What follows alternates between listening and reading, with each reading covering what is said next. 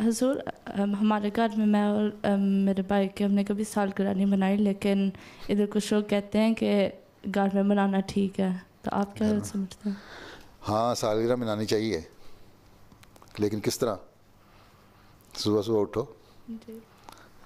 तहज्जुद के वक्त 2 नफल पढ़ो, अल्लाह ताला का शुक्र अदा करो कि अल्लाह ताला ने तुम्हें 14 साल का कर दिया या 13 साल का कर दिया या 15 साल का कर दिया। जी। ठीक है।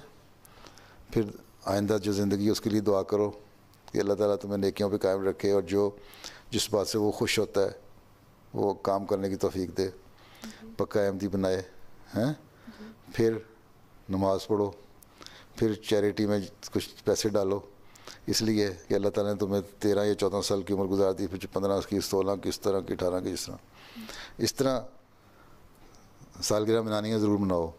अगर सालगिरह इस तरह मनानी है कि एक केक लिया और उस पर हैप्पी बर्थडे लिख दिया, और उस पर 13, 14, 15 कैंडल लगा दी हैं, फिर उनको बुझा दिया, अपनी सहेलियों को बुला लिया, फू फू करके बुझाई हैं, फिर केक काट के हर एक को खिलाया वो, और फिर उनसे तोहफे वसूल कर लिए, ये चीज़ गलत है।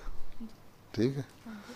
हाँ, अगर तुम्हें तुम्हारी कोई सहेली ईसाई या कोई और मज़हब वाली बुलाती है सालगिरह पे, तो बेशक चली जाओ, उसके लिए बेशक तोहफ़ा भी ले जाओ, लेकिन उसको ये बताओ कि हम तो इस तरह सालगिरह मनाते हैं कि हम अपने लिए दुआ करते हैं, पिछली ज़िंदगी गुजारने पर अल्लाह का शुक्र अदा करते हैं, आइंदा ज़िंदगी के लिए अल्लाह से दुआ करते हैं कि अच्छी तरह गुजरे, और फिर गरीबों का ख्याल रखते हैं और उनके लिए चैरिटी में पैसे देते हैं बजाय इसके केक आप खा जाएं, हम केक गरीबों को खिलाते हैं। जी। ठीक, ये अच्छी सालगिरह नहीं है। हाँ जी।